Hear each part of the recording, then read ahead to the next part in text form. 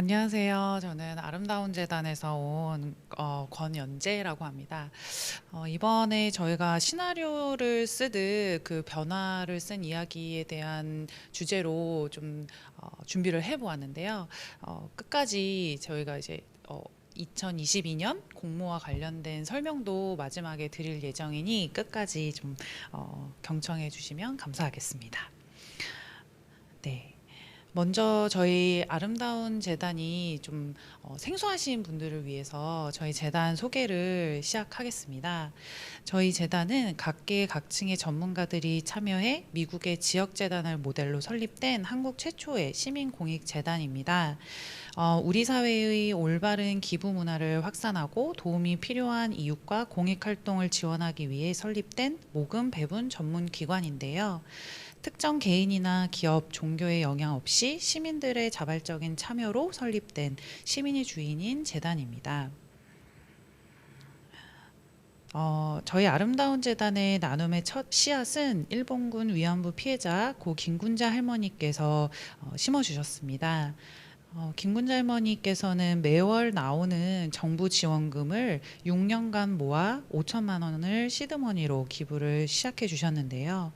이후에 지금 현재까지 저희가 약 16,000여 명의 시민 기부자가 저희 재단, 아름다운 재단과 함께 하고 있습니다. 저의 아름다운 재단의 비전은 되게 멋진 말들이 많이 있는데요. 비전은 함께 사는 사회로 가는 나눔의 생활화입니다. 함께 사는 사회로 가는 나눔의 생활화를 위해 시민 공익 활동을 키워가는 창의적 서포트 재단이라는 미션을 가지고 저희는 행동하는 시민 기부 문화의 확산자 역할을 하고 있고 공익 활동의 지속 가능한 모델을 인큐베이팅 하고 있습니다. 비전과 미션에 맞는 저의 아름다운 재단 브랜드 슬로건은 세상을 바꾸는 작은 변화입니다. 아름다운 재단의 비전과 미션을 실현하기 위한 핵심 활동으로는 배분 사업이 있습니다. 배분 사업은 협력 사업과 또 직접 공모 사업 형태로 이루어져 있는데요. 제가 오늘 소개해 드릴 사업은 변화의 시나리오 프로젝트라는 직접 공모 사업입니다. 직접 공모 사업 중 하나, 굉장히 많은 직접 공모 사업이 있는데 그 중에서도 변화의 시나리오 프로젝트 사업을 저희가 소개를 하게 되었고, 이 사업 같은 경우에는 연간 약 30여 개 단체가 저희 지원에 참여를 하고 계십니다. 변화의 시나리오 프로젝트 지원 사업은 아름다운 재단의 배분 금액 중 가장 큰 비중을 차지하고 있는 사업입니다. 2012년에 변화의 시나리오라는 이름으로 통합이 되었는데요. 개편된 이후 현재까지 진행되어 오면서 211개 단체 및 시민 모임에 약 43억 원을 지원하면서 우리 사회 불평등 해소 및 근본적인 사회 문제 해결을 통한 변화를 만드는 성과를 이루어 왔습니다. 변화의 시나리오 프로젝트 지원 사업을 통해 이루어진 정책 변화, 시민들의 삶의 질의 변화, 지역 사회의 변화, 참여 주체 및 시민들의 역량 향상 등 사회적 변화, 사회적 영향력이 굉장히 큰 사업인데요. 올해도 저희가 11월에 변화의 시나리오 2022년 공모 사업을 준비 중에 있고 공익단체에게는 공익활동 사업비 최대 2천만 원, 시민 모임에게는 공익활동 사업비 최대 500만 원을 지원할 계획을 가지고 있습니다. 그렇다면 이 변화의 시나리오 사업은 어떻게 변화의 기록들을 쓰고 있을까요? 저희는 그것을 찾아보기 위해 2018년에 합의 지표 연구를 착수를 했습니다. 성과 평가가 사실 체계 연구가 쉬운 작업이 아닌데 공통의 성과 지표를 개발하고 이를 개별 프로젝트에 적용하여 전체 사업 성과를 확인할 수 있는 체계를 구축하는 일은 저희가 보시다시피 2018년부터 2021년까지 약 3년여의 시간이 걸렸습니다. 이렇게 오랜 시간이 걸린 이유는 성과 평가가 이루어지더라도 지원 기관이 마련한 기준에 따라 단체를 일방적으로 평가하는 방식이 자칫 프로젝트 참여자들의 저항이 존재할 수 있다라고 생각을 했기 때문입니다. 따라서 아름다운 재단은 2019년에 먼저 다양한 이해관계자들이 참여하고 합의하고 공감할 수 있는 방식의 성과지표 개발을 합의를 하였고요. 이것은 타 지원 기관들에게 모델링이 될 수 있다고 생각합니다.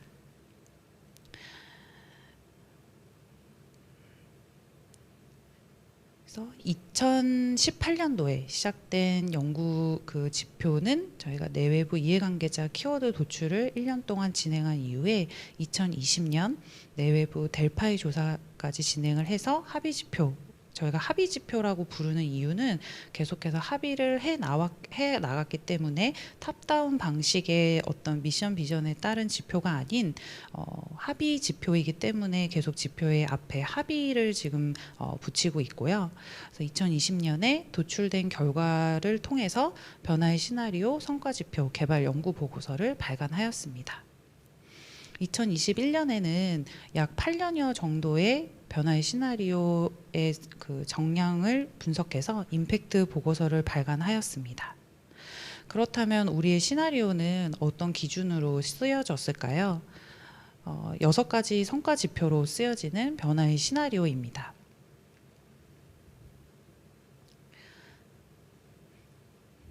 네, 먼저 제도 변화, 두 가지의 목표가 있습니다. 지표에는 첫 번째는 공익적 가치 확산과 시민사회 역량 강화입니다.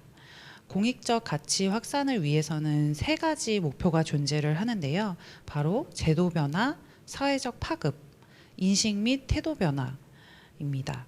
제도 변화는 지원 프로젝트에서 다루는 이슈와 관련된 제도 변화 노력으로 토대 구축이나 실제적인 제도화를 이룬 경우를 얘기하고요. 사회적 파급은 사업 수행과 관련해 창출된 결과물의 사회적 확산과 확대를 이야기합니다. 인식 및 태도 변화는 참여자들이 사업에 참여함으로써 경험한 가치, 인식, 태도의 긍정적 변화를 이야기합니다. 두 번째로 시민사회 역량 강화 부문에서의 3가지 성과 지표는 활동력 강화와 지속성 강화, 네트워크 확대에 있습니다. 활동력 강화는 사업 수행을 통해 활동 및 활동 역량의 양적, 질적 향상을 이야기하고 있고요. 지속성 강화는 지원 프로젝트를 계기로 사업의 지속 가능성 기반을 마련했는가에 대한 여부입니다.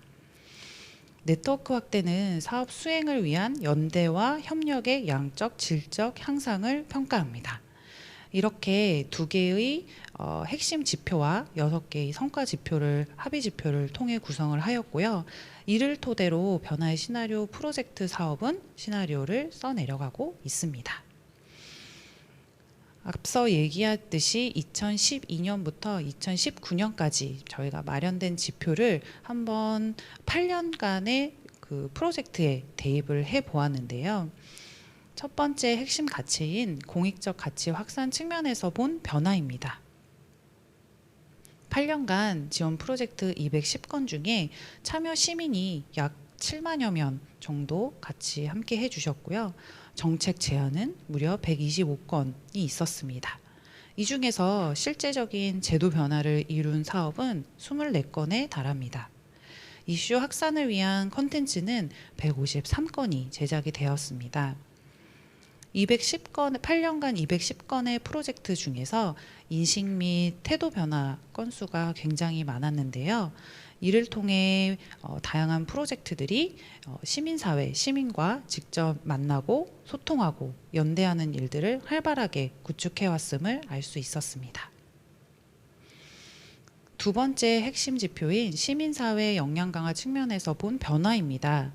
시민사회 역량 강화 측면에서 본 변화는 3가지 지표를 통해 확인을 할 수가 있었는데요. 먼저 활동력 강화, 지속성 강화, 네트워크 확대입니다. 이 중에서 활동력 강화가 약 62%로 굉장히 많은 비율을 차지했습니다. 주요하게는 양성교육 및 일반교육 참여자라는 구체적인 사업 결과물이 있었고요. 그 밖에도 직접 코칭, 법률 상담, 직접 지원 등 서비스 지원으로 만난 시민들이 있었습니다.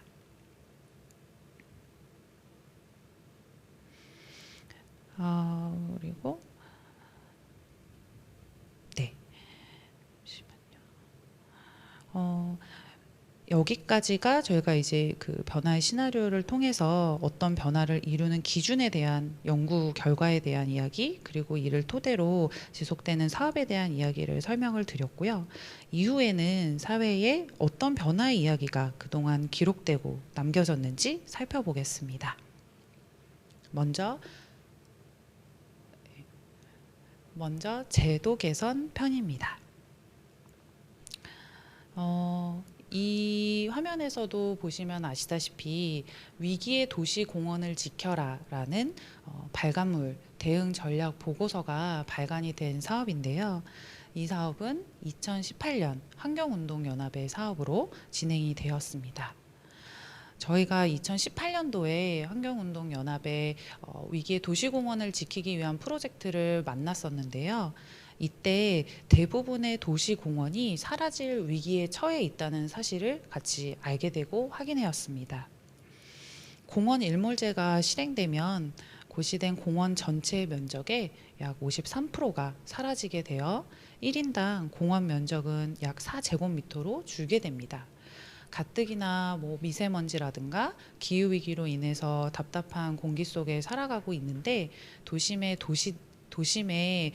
좀 여유를 즐길 수 있는 그런 공원들이 사라질 위기에 처해 있다라는 사실에 직면이 되어 있는 상황이었고요. 만약에 도시공원이 사라지게 된다면 세계보건기구는 쾌적한 환경과 시민 건강을 위해 1인당 공원 면적을 9제곱미터 이상으로 규정하고 있는데 그 이하로 저희가 이제 맞닥뜨리게 되는 현실을 확인하였습니다. 그래서 도시공원 일몰제 해결을 위해 국토부 차원의 공식 대처 발표를 이끌어냈고요. 이 사업을 통해 서울뿐만이 아니라 성남, 수원, 부산, 인천, 광주 등 지자체에서 의지를 가지고 이 도시공원 일몰제에 대한 문제를 해결해 보겠다라는 해결 방안을 그 지자체에서 발표하는 것까지 이어진 사업이었습니다. 그 밖에도 제도 개선 편에는 여러 가지 사업이 있었는데요. 그 중에 최근에 2020년 제주환경운동연합의 사업을 만났습니다. 제주환경운동연합은 사라져가는 제주도 해안사고 보전운동이라는 프로젝트를 저희에게 또 지원을 해주셨는데, 이는 제주도 해안사고 보전운동은 보전운동은 모니터링 활동을 통해 환경부가 등록하지 않은 7개의 해안사고를 발굴하는 작업이었습니다. 제주환경운동연합의 해안사고 보전운동은 제주의 소리, 한겨레, 국민일보, MBC, SBS 등 많은 매체에 방송되면서 또 대중에게도 많이 알려진 이슈인데요. 도의회와 함께 국내 최초의 해안사고 보전 조례 제정을 현재 준비 중에 있습니다. 2019년 정치하는 엄마들 사업을 통해 미디어에서 발생하는 성차별에 대한 컨텐츠를 같이 이야기 나누어 보았는데요. 특히 미디어 속 차별적 컨텐츠 수집, DB 구축 및 활용에 대한 사업이었습니다. 시중에 판매되거나 미디어에 노출되는 여성 혐오, 성역할 고정, 성차별, 인종차별에 대한 콘텐츠를 조사하였고, 특히 영유아 장난감 판매 시 성별을 구분해 판매 중인 대형마트에 시정 요구 공문을 발송하였습니다. 이 대형마트에 시정 요구 공문을 발송했을 때 7개서 모두 시정 조치가 완료되는 그런 사업적 결과를 가져온 사업입니다. 사진은 정치하는 엄마들에서 2019년도에 미디어 속 차별 컨텐츠에 대한 이야기를 대중에게 알리기 위해서 핑크 노 모어 캠페인을 진행한 사진입니다. 그 밖에 새로운 개념편입니다. 이 새로운 개념편에 제가 파워포인트 자료에는 지금 5-6가지 정도의 그 사업을 준비를 했는데 그 밖에도 많은 새로운 개념들이 우리 사회의 프로젝트를 통해 제시가 되었습니다. 그 중에서도 2018년 아시아의 친구들 사업은 화성 외국인 보호서 정기 방문과 모니터링입니다. 체류 기간이 끝난 외국인을 우리는 범법자 다루듯 하고 있는 현실이었습니다. 외국인 보호소에서의 외국인에 대한 처우, 인권 개선 문제를 시민사회에 알리고 주목받을 수 있는 계기를 마련하였습니다. 2019년 다른 몸들 사업을 통해 몸으로 쓰는 질병의 사회적 기록에 대한 이야기를 했습니다. 이제껏 전문가의 시선이나 의료적 관점에서 접근해온 질병에 관한 논의를 환자들의 시선에서 사회적 맥락, 차별, 낙인 등에 대한 이야기를 다루었습니다. 2020년 니트 생활자는 백수 청년들의 사회적 연결을 위한 플랫폼을 제시하였는데요. 백수 청년들의 사회적 연결을 위한 실험으로 자기만의 시간을 갖게 하기 위한 니트 컴퍼니를 진행하였습니다. 무업 상태 청년들의 심리적, 사회적 회복을 도운 계기가 되었습니다. 2019년 7월 16일 직장 내 괴롭힘 금지법이 시행되었지만 여전히 직장 갑질의 제보는 줄지 않고 있었습니다. 이를 위해 활동하고 있는 직장 갑질 119라는 단체가 저희 재단의 문을 두드려 주셨는데요.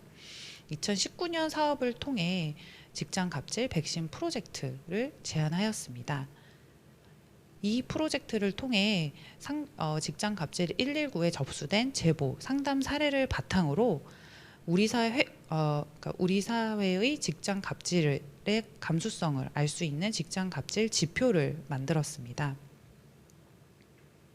갑질 지표는 직장인들이 주관적으로만 느끼던 갑질의 정도를 측정하는 기준이라고 보시면 되는데요.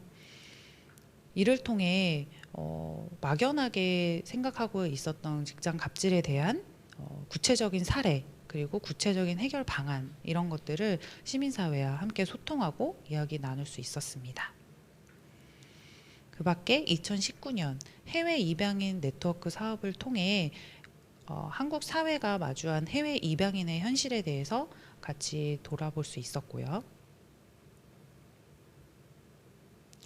다음 공익 컨텐츠 편입니다. 변화의 시나리오 사업을 통해 제도 개선이나 이런 새로운 개념이 등장하는 것뿐만이 아니라 공익 컨텐츠도 활발하게 생성이 되고 있습니다. 특히 2018년 한국 이주 여성 센터를 통해서 발간된 5월의 봄이라는 아무도 몰랐던 이야기라는 책입니다. 우리가 그동안 알지 못했던 이주 여성의 어려움을 담은 책인데요. 폭력 피해 이주 여성들이 어떻게 폭력과 맞섰는지 생생한 경험담을 듣고 이를 글로 엮은 책입니다. 피해자이자 생존자로 증언자이자 활동가로 주체적인 삶을 살고 있는 이주 여성들의 이야기 속에서 다문화 사회의 실태와 모순을 파악할 수 있었던 공익 콘텐츠입니다. 2019년 인권기록센터 사이를 통해 우리 사회 소수자들의 목소리를 기록하다라는 콘텐츠를 발간했는데요. 세월호 참사 피해자를 비롯해 국가폭력 피해자, 중증 화상 경험자, 탈북 여성, 장애 아동, 양육 여성, 탈가정 청소년, 조현병 환자, 싱글맘, 70세 홈리스 여성, 스쿨미투 청소년 등 다양한 소수자의 목소리를 기록한 공익 컨텐츠입니다. 이들을 피해자로만 보지 않고 피해에서 벗어나 일상을 바꿔나간 인물로 바라본 것이 특징인 공익 컨텐츠입니다. 그 밖에 2020년 사업으로 1923 한일제일시민연대에서 제작한 100년을 향한 한걸음 관동 조선인 학살 사건의 온라인 전시관 설치입니다. 아래 주소 링크로 들어가시면 1923 한일제일시민연대에서 제작한 홈페이지를 보실 수 있습니다. 2020년 도공디공해라는 시민 모임의 프로젝트를 통해서 시민들이 살기 원하는 도시 남원을 만들기 위한 프로젝트를 살펴볼 수 있었습니다. 시민들이 살기 원하는 도시는 어떤 것이었을까요? 바로 자전거 도로를 직접 체험하며 훼손된 도로를 기록하고 원하는 도시를 이야기하며 같이 컨텐츠를 기록하는 사업이었습니다. 온라인 전시관 구축을 통해 훼손된 도로나 자전거 도로, 시민들의 이야기를 확인할 수 있었습니다. 네. 그 밖에 저희가 2020년에 코로나 시대를 맞이해 우리 사업도 많은 변화가 있었는데요. 어떤 이야기로 변화의 이야기를 써내려 갔을까요? 코로나가 비영리에 미친 영향이라는 공익경영센터 조사 보고서에 의하면 단체의 90% 단체 여기에 응답한 단체의 90% 이상이 사업이 축소되었다고 응답을 하였습니다. 새로운 근무 방식을 운영했는지 여부에 대해서는 41%가 코로나 사태 초기부터 기간 내내 운영했다고 응답을 하였는데요. 앞으로 새로운 업무 수행 방식을 도입하겠다라는 거에 대해서는 모두 긍정적으로 답을 했습니다. 이런 긍정성을 토대로 코로나19로 인한 변화의 시나리오 프로젝트도 새로운 이야기를 써내려간 한 해였는데요. 먼저 코로나에 적응하고 기회가 될 수 있는 터닝 포인트로 인식을 하였습니다. 변화에 저항하고 변화에 저항하기 위해서 조직을 돌아보며 지속할 것과 변화할 것을 찾는 성찰의 기회를 맞이하였고요. 변화에 적응하기 위해서 변화를 인식하고 담대하게 방식을 바꾸는 전환의 기회로 삼았습니다. 변화를 넘어서기 위해서 기존의 것을 부수고 새로운 방식을 창조하는 혁신의 기회로 생각을 하였습니다. 그래서 2020년 사업들은 좀 실험적이고 특별한 무엇이 있었습니다. 사진은 2020년 해밭동 프로젝트입니다. 연결되어 있다는 감각을 일깨우기 위한 시민 모임 프로젝트였는데요. 시민들이 플라스틱 사용을 줄이는 방법을 알게 되어 일상 속에서 실천할 수 있는 경험을 제공하는 사업이었습니다. 플라스틱 없는 지구에 대한 흥미로운 담론을 생성하고 시민들의 인식을 변화하기 위해서 직접 농사에 참여한 농사로 인해서 생성한 먹거리로 음식을 해먹는 일을 진행을 했는데요. 지구생활 캠프라는 활동을 통해 플라스틱 없이 일상에서 음식을 키우고 식재료를 키우고 음식을 할 수 있는 그런 이야기에 대한 것을 제시하였습니다. 이를 위해 플라스틱 없이 청년들이 함께 농사를 짓고 수확한 농작물을 미리 각 집에 발송을 해서 음식을 만들어 먹는 일들이었습니다. 굉장히 대안적인 삶에 대한 걸 이야기했고 저희는 이를 통해 좀 플라스틱 없는 세상에 대한 대안을 생각해 볼 수 있는 계기가 되었고요. 그 밖에 2020년 한국 여성 민우의 사업입니다. 변화는 작은 질문에서 시작된다고 하지요.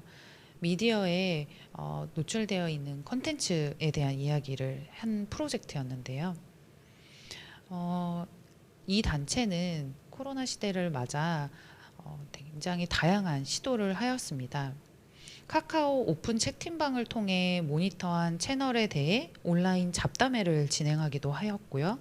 윅스라는 프로그램을 통해 웹사이트를 손쉽게 제작하는 방법을 찾기도 하였습니다. 텔레파티를 통해 영화를 같이 보며 모니터링 및 채팅도 진행하였습니다. 서로 보지는 못했지만 이렇게 활발한 온라인 툴을 이용해 담론을 형성하고 서로의 의견을 교환할 수 있는 플랫폼을 최대한 활용했던 사업이었는데요. 마지막으로 유튜브 라이브를 통해 토론회도 진행하고 OBS 스튜디오 프로그램을 활용해 자체 편집도 진행한 사업이었습니다. 통이와 가미의 집 구하기 청년 비영리 단체 통감의 프로젝트입니다. 경쾌한 청년 소통의 미디어 플랫폼 통감, 살만한가 청년 1인 가구 주거환경 1인 가구는 주거환경의 실질적 개선 및 청년 건강, 삶의 권리를 보장하기 위한 논의와 행동의 장을 확대하기 위한 활동을 제시하였는데요. 미디어 플랫폼 통감은 청년 주거백서를 온라인으로 제작을 해서 배포하는 데 힘을 쏟았습니다. 온라인 라이브 스트리밍으로 토크 콘서트를 진행하기도 하였습니다. 주거 유형 검사지를 통해 토크 콘서트를 더 풍성하게 만들기도 하였습니다. 오프라인에서 하려고 했던 캠페인을 온라인으로 옮겨와 진행하기도 하였습니다. 가상현실로 체험형 주거 공간을 제작해 참가자가 사이트 이곳저곳 클릭해 보면서 열악한 현행 최저 주거 기준을 체험할 수 있는 기회를 제공하기도 하였습니다.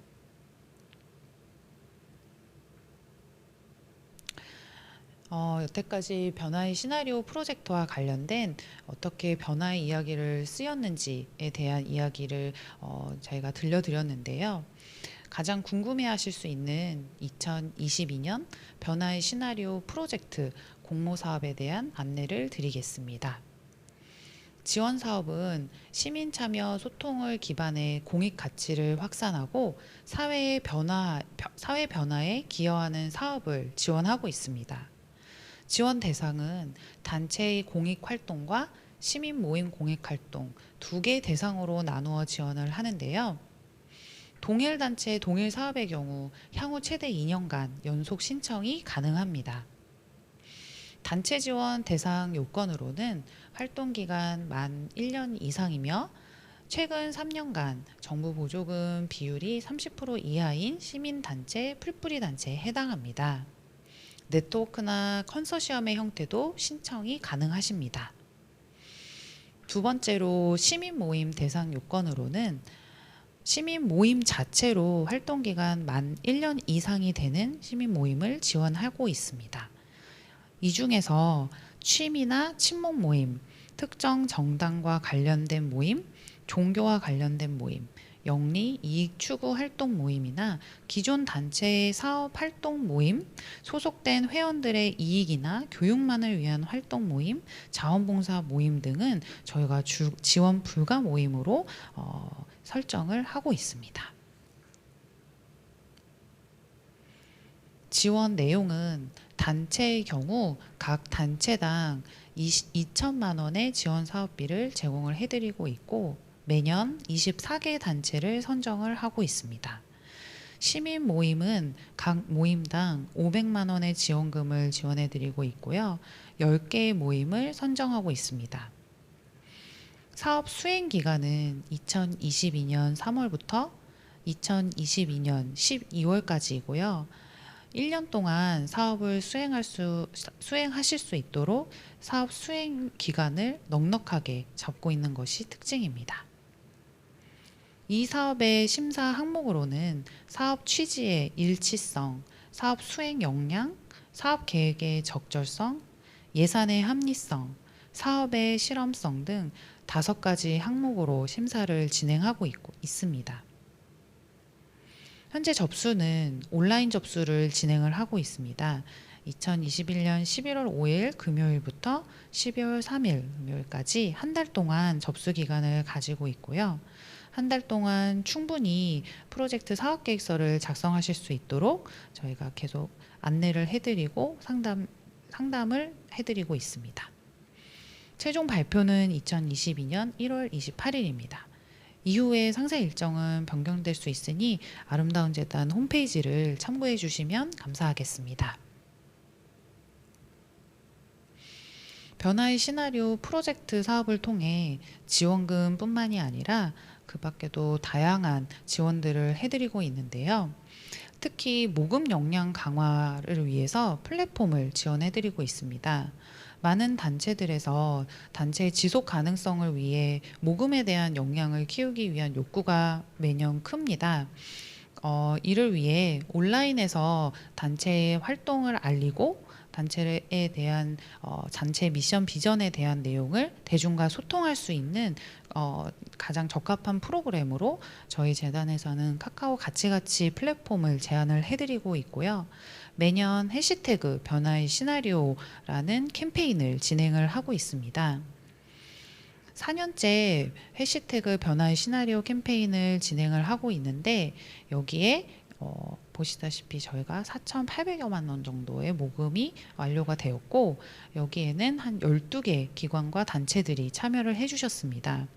이는 저희 변화의 시나리오 사업에 선정된 단체들에 한해서 저희가 컨텐츠를 함께 고민하고 대중과 소통할 수 있는 접점을 찾아가기 위해서 좀 지원을 해드리고 있고 담당자와 함께 모금 컨텐츠를 마련해 볼 수 있는 기회로서 제공을 해드리고 있습니다. 그 밖에도 모금뿐만이 아니라 홍보 부분에 있어서도 굉장히 많은 역량에 대한 교육에 대한 그 욕구가 좀 많으신데요. 홍보라는 것에 대해서 저희는 단체의 활동 내용을 알릴 수 있는 컨텐츠라고 생각을 했습니다. 무겁고 딱딱한 컨텐츠가 아니라 대중과 소통할 수 있는 재미나고 힘나는 컨텐츠를 제작하기 위해서 전문 컨텐츠 매니저분들이 같이 단체의 사업을 알리기 위해서 아이디어를 모아주고 있는데요.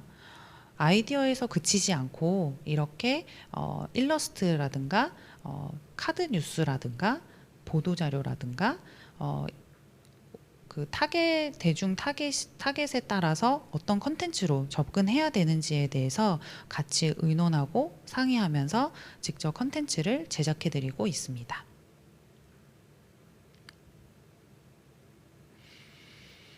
그리고 프로젝트 활동에 대한 블로그 취재, 홍보 지원입니다. 프로젝트 활동을 하다 보면은 활동하기에도 바빠서 그 활동에 대한 기록을 남기기가 굉장히 어려운데요. 저희 재단에서 취재를 지원을 해드리고 취재에 대한 내용을 홍보하실 수 있도록 플랫폼을 같이 제공해드리기도 하고 있습니다. 사진에서 보시는 것처럼 지구를 치유하는 힐러이자 사람을 읽는 리더, 지구 숨숨 박시호 선생님에 대한 인터뷰 컨텐츠를 제작을 했고 이 컨텐츠를 굉장히 다양한 플랫폼으로 확산하는 내용으로 좀 지원을 해드리고 있고요. 두 번째로 달리기를 좋아하는 공익변호사, 장애인법 연구회 정다혜라는 컨텐츠를 통해 또 대중과 소통을 해보았습니다. 비록 단체의 사업을 직접적으로 대중에게 소개하는 것도 필요하지만 단체에서 활동하고 있는 활동가들의 이야기를 통해서 단체를 알리는 것도 좋은 방법이기 때문에 같이 컨텐츠에 대한 논의를 통해 어떤 지점으로 대중과 접점을 만들어 나갈 것인지 충분히 논의를 하고 컨텐츠를 기획해서 취재하고 확산하고 있습니다. 그 밖에 변화의 시나리오 프로젝트는 운영비에 대한 운영 인건비를 지원하는 것이 특징입니다. 지원금 2천만 원 내에서 프로젝트를 담당하는 담당자가 최대 600만 원까지 운영 인건비를 사용하실 수 있습니다. 그리고 저희는 이번에 코로나19를 맞아서 사실 조금 더 강화한 사업 지원 내용인데요. 사업 변경과 관련돼서 저희 재단은 담당자가 상시적으로 상담을 하고 있고 유연한 사업 변경을 독려하고 있습니다. 그리고 결과 공유회도 매년 진행을 하고 있는데요. 내 활동이 사업 기간 완료와 함께 끝나는 거에서 머무르지 않고 활동에서 배운 거, 나누고 싶은 거, 시행착오 있었던 거 이런 것들을 서로 솔직하게 이야기하고 서로를 보듬을 수 있는 그런 결과 공유회를 매년 1회 연말에 진행을 하고 있습니다. 참석률은 매우 높고 거의 모두가 참여를 하고 있습니다.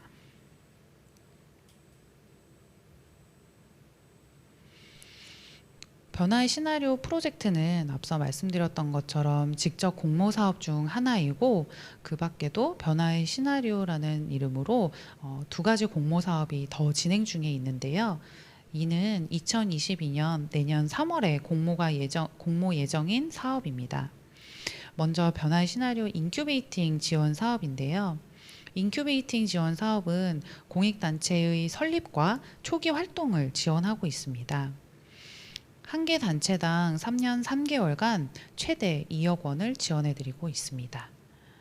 인큐베이팅 지원 사업은 이번 시간에 자세하게 설명을 해드리지는 못했지만 올해 10년을 맞이해 인큐베이팅 사업을 통해서 우리 사회에 공익단체가 설립된 사례들이 많이 늘어나고 있습니다. 변화의 시나리오 스폰서 지원 사업은 공익 컨텐츠를 창출할 수 있는 기회를 드리는 단기 프로젝트 지원 사업입니다. 사업 수행 기간이 앞서 말씀드린 1년, 3년 이렇게 장기적인 것이 아니라 5개월간 최대 500만 원을 지원해드림으로써 우리 사회의 새로운 개념과 또 새로운 개념을 제시할 수 있는 공익 컨텐츠를 창출할 수 있는 기회를 드리고 있습니다. 시나리오를 쓰듯 사회의 변화를 쓴 기록들을 여러분들께 소개를 해드렸는데요. 저희 사업과 관련해서 궁금하신 내용이나 사업에 대해서 제시하시고 싶은 의견이 있으시다면 아래 번호와 이메일로 언제든지 편하게 문을 두드려 주시면 감사하겠습니다.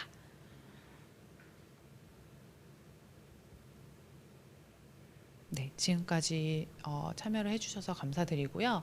혹시 지금 질문이 있는지를 알 수가 있을까요?